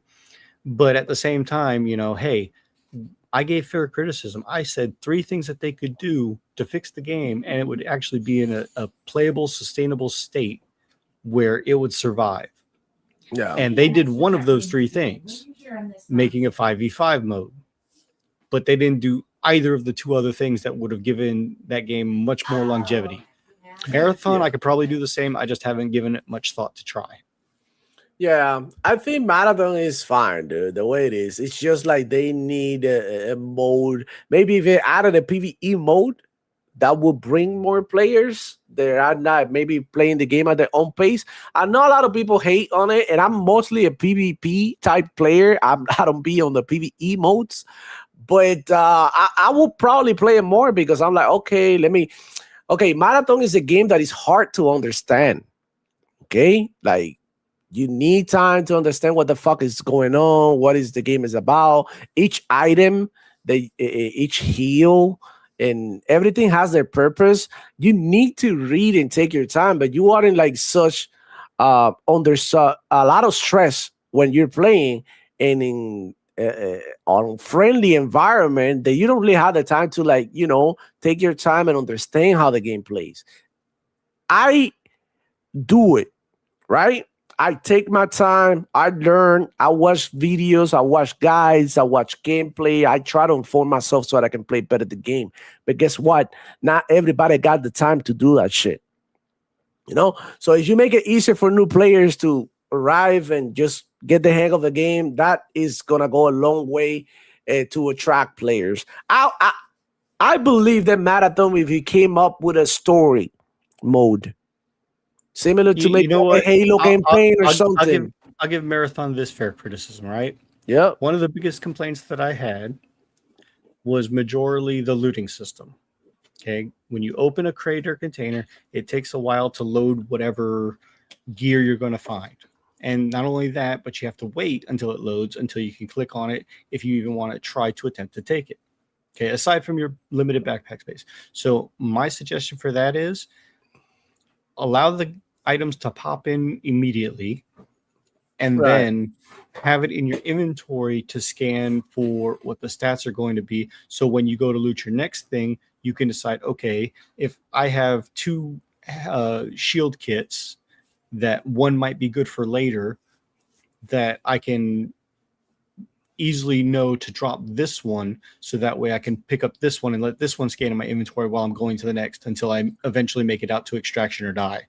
Right. The team power buzz is like I know you can upgrade your skills and it'll be faster scanning. Yeah, to make it scanning faster, and that's an extraction shooting thing. Like like when you go on extraction shooter, it always takes a long time. That's just part of how the game is. But while played. you're sitting there looting, you're completely wide open to anybody that's going to be trying to shoot you while you're trying to loot. Your suggestion is maybe Marathon could try a more casual approach for that.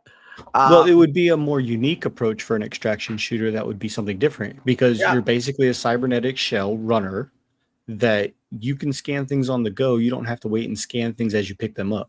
That would be a different, unique take. Yeah, that'll make it go faster too. But yeah, man, like there's so many things that we could be speaking about Marathon for a whole hour, dude. So let's keep it moving. So Tarnished Gamer, the 47 is 25% faster in raw performance, and that's before ray tracing.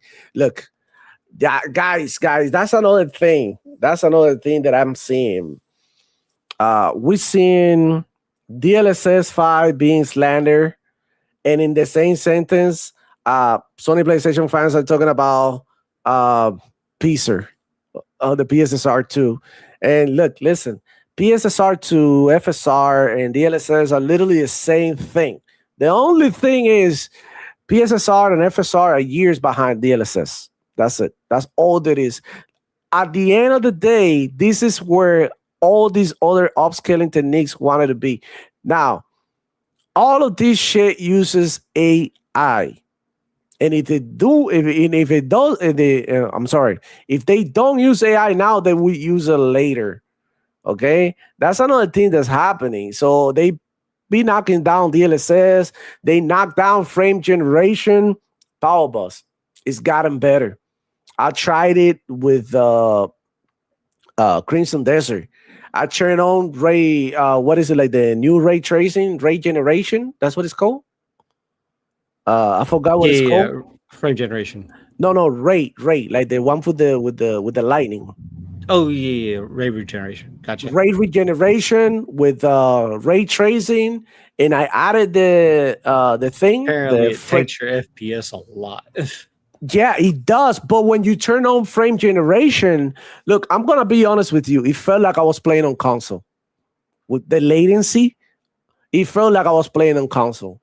You know, Power Bus, when you play on console, you get a little bit more latency than when you play on the PC. Yeah, that's absolutely literally how I felt. I felt like, okay, like now I'm playing but like everything turned on ultra, and I was getting 130 FPS with frame generation. Now without frame generation, I was getting about 60, 70 FPS. But that's not a setting that you would turn on all the time. You know what I'm saying? But for this game, I don't know what they did with the frame generation, but it actually works. So the thing is, like, these things are going to get better eventually, and they're going to continue to improve, So, I mean, we don't really have to be that reactive to the shit that's going on, Like, the technology is going to get better. Like, I mean, the internet doesn't work the same way that it worked 10 years ago. Like, everything is so much faster now.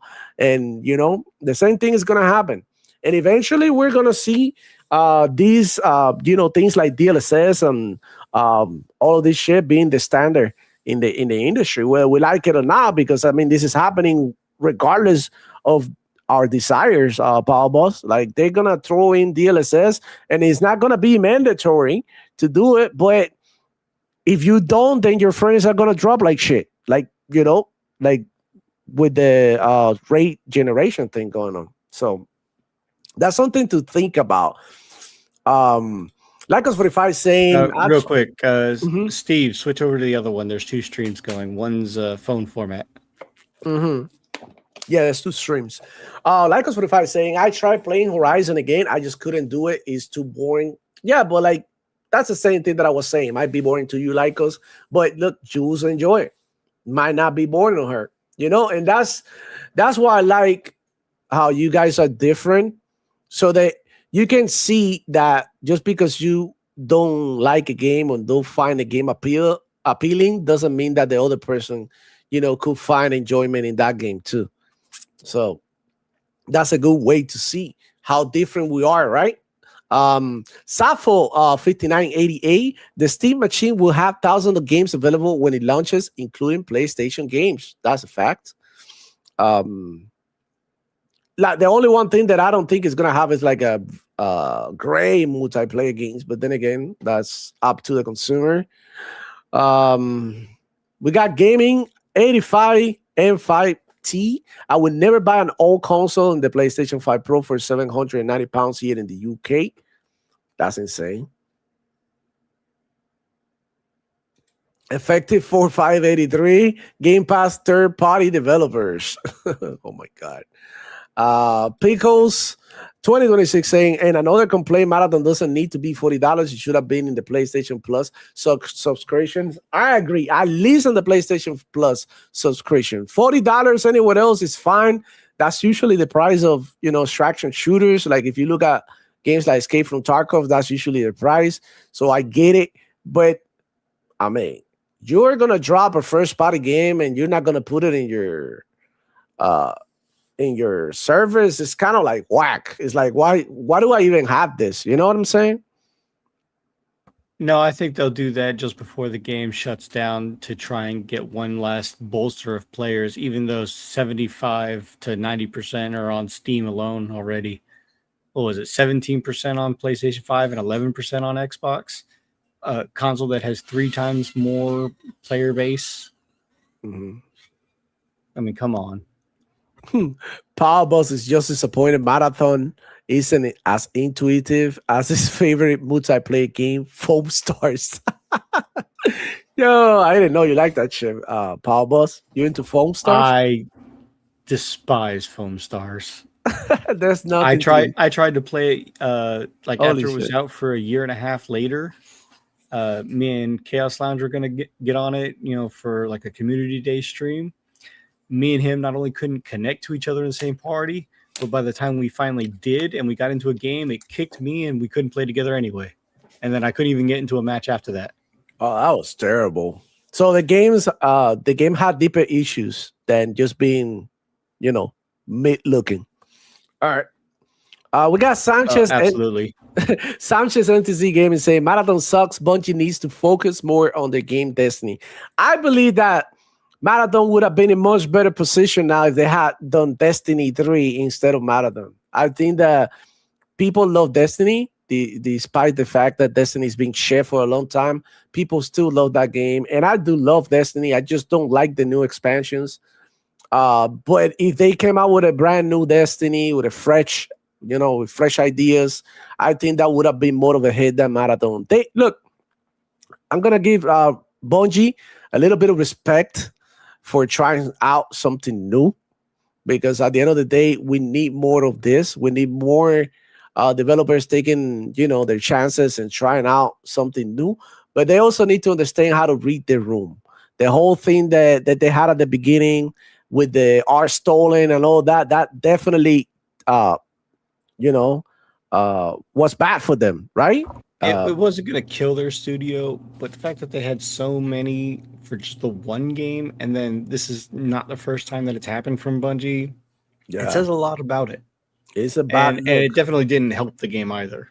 No, definitely. The whole controversy at the beginning didn't help it, even though after that, people sort of like forgot. But some people remember, some people even said that I'm not even touching that game. And look, that's, it's terrible. I really wish they did Destiny 3 instead, though. But I'm not even mad about Marathon. I'm not, I don't regret buying the game. I found enjoyment playing it with my brother-in-law and one of his friends. We actually, have a 3-man team. But it's been hard to connect when everybody's on at the same time because nobody else plays it, And it's a game that's another thing. The solo experience, I didn't like it. I didn't like playing that game by myself. And, it just wasn't for me. Maybe some other people liked it. Definitely a game that you need partners with it pretty much all times playing. So much better when you yeah. So much better when you play with somebody else, man. That's just like the reality. Got Tronet. That didn't help Destructional Stars beating PS Plus. Foam Up Power Boss says the Archangel Nexus. How Foam Stars got the same problem PS3 online gaming had. Yeah, I mean, that's, PlayStation Online, we all know it had its issues. Is it new, though? It's just another extraction shooter. Yeah. Bungie do be doing shady stuff. Sincere's in the house, man. How's it going? Say, not sure that the stolen art scandal hurt the game. Game sells much. It may be just that folks are legit not much interested in it, and that's okay. You win some and you lose some. And I agree with that. Like I was saying earlier, and Lycos agree with me as well. Like good doesn't mean popular, right? We got amazing rappers like Joyner Lucas, right? I love that. That dude is insane rapping. And it's not as popular as somebody like Young Thug, who's like actually ass in the mic, So there you have it, man. Like it is what it is. That's something that we're going to have to live with. On my part, I'm going to be playing Marathon here and there whenever I get together with my friends. I do not hope that the game dies because I already got it. You know what I'm saying? So it would suck if I ever wanted to play the game again and, it doesn't work. But yeah, they could definitely improve the game a lot. And they're gonna have to like start taking the criticism I just of want to heart. put this out there also. One of the most popular extraction shooters out there, Escape from Tarkov, right? It had only a peak concurrent player count of 47,800 at its highest. But that game is still at almost consistently 16 to 20,000 players on an average. Right. So that should tell you exactly what's working and what's not when it comes to an extraction shooter genre. So Marathon and even High Guard had both double the player counts and are falling off harder for whatever reason that you want to complain about. There's just something that's not hitting with Marathon, especially when they were wanting the next Destiny game. And I think that's where they shot themselves in the foot. Right. The Bungie fans are used to arena shooters like Halo and looter shooters like Destiny. So it makes sense. Now, Escape from Tarkov has this one thing, the marathon players, because it's a thing, bro. Like, you allow your feelings to get in the way. Like, do you really like marathon? Do you want the game to last a long time? So what do we got to do? Right. And then you take action. But some other fans, they just want to keep they just want to gatekeep. And one of the reasons why not only that, but they also think that the game is perfect the way it is, and they just need to add more content. Listen, Escape from Tarkov, you know why they have so many players, Power Boss, all the time? Because they have a PvE mode, which you had to buy separately, which is super scummy on their part, but a lot of people are playing in the PvE mode. And you know why? Why is that, Power Boss? Because Escape from Tarkov, just like Marathon, is a brutal game that you need to learn a lot about the game. And you're playing also against other players when the game itself is hard, even by, just fighting the NPCs. So they have a PvE mode in which people play that mode. And when they complete that mode, then they make the transition to PvP. Right? They understand the lore. They understand how the work works. They understand how the looting and everything works, what to do in what situation. You know what I'm saying? And I believe, bro, and I know Marathon players hate this shit, that if they had a PvE mode only, they will have more players. You could argue that I it's would not what even you say want. that, because when you look at something like Arc Raiders, that had almost 500,000 at the highest peak, and that's still getting a consistent 80 to 110,000 players on a daily basis. So it's literally something that these games are doing that Marathon just isn't. Now, what would be better consideration for constructive criticism is, what can Marathon do better? What is it not doing that these games are, aside from the PvE side? Yep.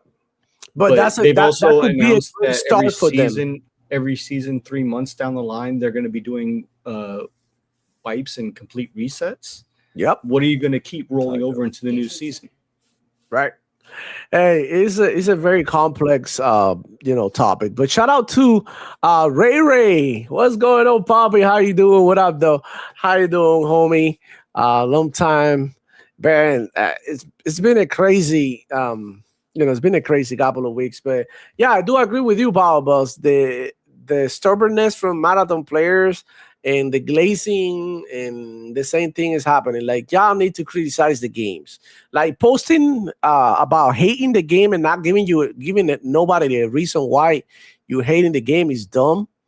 But like, if you are actually saying, hey, listen, I'm enjoying the game, but I think you could do this and that, and I might enjoy more, or maybe I'm not interested in the game, but if you do this and that, I may buy a copy. It's more productive, right, than just saying like, this game is ass, or I don't like this genre, or like, I think people need to stop with that. And I've seen it a lot with Crimson Desert. A lot of people saying, "Oh, this is like whatever," and I'm like, bro, like, and Crimson Desert was going to be a multiplayer MMO at first, and then they pivoted to change it. Yeah, and its story is almost non-existent, and the controls are tank controls at best. But the gameplay loop is fun with the fighting combat, whether you're fighting one-on-one as a boss or fighting multiple enemies like you saw in your gameplay footage. It has its fun moments, and the fact that you can level up and see other things and do other things, and the fact that you can fight how you want to fight, that's satisfying enough in some cases.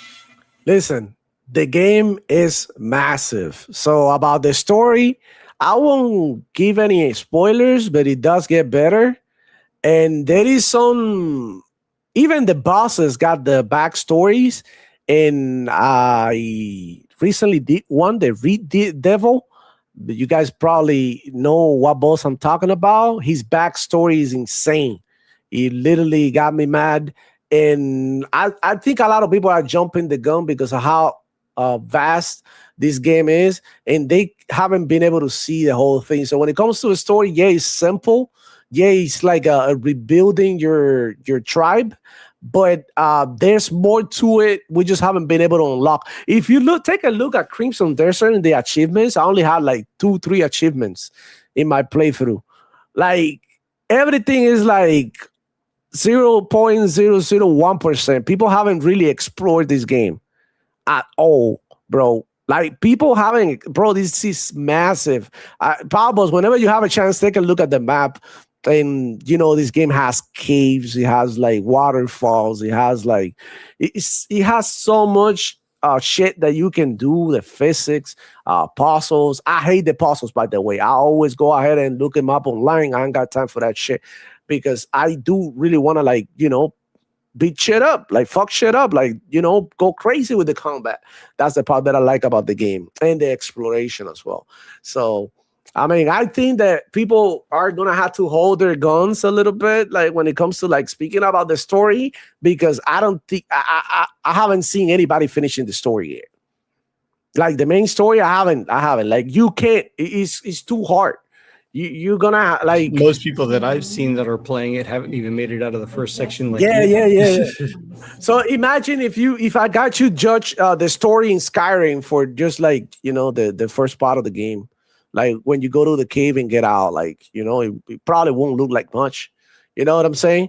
But think about it. Like the game is massive. Like I think that people are gonna be able to judge the game properly when they 300 hours in. But listen, that's another problem with this game. It takes a long ass fucking time to get shit done. And one of the fair criticisms that I had is they give you another character, right? The girl, Damien, I think that's what I can't pronounce her name for sure. But if you are leveling up one character, you only get the points for that one character. Like the general stats, yeah, they increase in all characters, but the skill points, right? You can only put it in one character at the time. They all have the individual skill points. And that's just okay, I'm playing with the main character. If I share any of my points with the newer character, I'm never gonna be able to level up my character completely. And the thing is the game is so big that it allows you to build your whole character. And when you're done with it, then you can jump into the other character and then build your character and go area by area. This game is more complex than you may think. And, I think it's going to be great. It's going to get even better the more you play. But I can see a lot of people you know what, I'm not doing 300 hours. You know what I'm saying? But so far, I haven't been bored 1 second in that game. I'm always busy doing something, always fun. And the one thing that I'm going to recommend myself and you guys is to take it easy with the game, do a couple of hours daily or something like that. Because if you get caught in long sessions, you won't be able to experience all the other games. This game is designed for you to spend 99% of your time playing this game if you really want to see any progress. Sometimes I feel bad because I come home, I'm playing the game for 2 hours before I go to bed, and I'm I didn't do shit. I went ahead and gathered some wood, upgraded my bow, got into a couple of fights, and that's it. But the time went by so fast, my story didn't advance. You feel me? And that could be frustrating for some players, but I understand what the type of players that this game is for. You know, that's another thing. So, shout out to it has good things about it. shout out to Chromosome Blue. If they release more dual modes and PvE only, it will push through. Don't see it becoming a huge game due to backlash of past games and because of people hating on it because of cosmetics. I think that's a fair point. People don't like the characters in this game, bro. I don't know if you've seen a bunch of memes, right? About it. But shout out to Chromosome Blue, though. Thank you for coming through. Say Crimson Demo. I've been enjoying the shit out of that game. Damn. Whoever is the first to come out with the mass co-op 10 to 20 players PvE focused game with good mechanics is going to be the big winner this gen. I think co-op it gets overlooked a lot, and I think it's a beautiful thing, bro. I think the games are better. Like that. Chromosome Blue again saying I tried Cryo. 2 is co-op. And that's a roguelike card game in itself. And that has 500,000 players. Yeah. Chromosome Blue saying I tried Cryo really hard but fun. And if more maps are released with similar mechanics, I see people jumping in, especially past Destiny players. Yeah, the only thing is that past Destiny players were PvE players, not PvP players. And that's where the division starts. You know? No pun intended. But yeah, man. Thank you guys for coming through. I think we're gonna end the show here. I had to go to the gym and shit, and get active in the streets. Thank you all for coming. Hit the like button, subscribe if you enjoy this show. There's more in the channel, and it's not locked behind memberships like kind of unfunny games that Hey, I want to close the show because I did post this on Twitter, who created a lot of like noise. And check it out. I don't know if you guys know this, but kind of funny. It's kind of unfunny. I say Sony PlayStation fanboys will look you straight in the eye and claim Game Pass or PC gaming is expensive. Yet they pay $10 a month in memberships to watch lousy YouTube channels for their dose of hope and hopium. Listen, kind of funny games, they lock their regular content behind memberships. The only thing that they keep open is the live streams. So if they upload a video, they all behind members only. Ponies be watching this shit. I don't know, bro. You guys do the math. I leave you in that note. Thank you guys for coming. What's going on with you, Power Boss? Let everybody know what you've been up to. What the hell is going on? Just got paid today, so I'm gonna be running around paying some bills, and then I gotta pay a visit to my mom and go check on see if my PC is ready or not. Yeah, to get that back. Awesome, man. Yeah, this is gonna be a lit weekend. I'm heading to the gym in a little bit with my brother-in-law. I have been playing on my Series X more since this PC can barely run. Mostly anything. It's only a GT 610, so it's very, very old. But I have been going back to, believe it or not, a Square Enix game from 2010. Holy shit! Which one? Supreme Commander 2. I love my RTS Grand Strategy games. And Awesome. believe it or not, that is one of the only games that supports dual monitor properly. Wow. Actually, pretty cool, man. Pretty cool. Yeah. It's very, very fun and very challenging. Yes, sir. So, yeah, man. That's what I've been doing. I've been playing Crimson Desert. I've been playing Marathon here and there as well. Mainly this week, I haven't been playing a lot of Marathon. But, yeah, I've been playing Modern Warfare 19 as well. That's making a comeback. It had more players than Marathon at some point, which is funny. I'm going to be playing that shit too as well. Hold on one second. I just got a message. What the hell?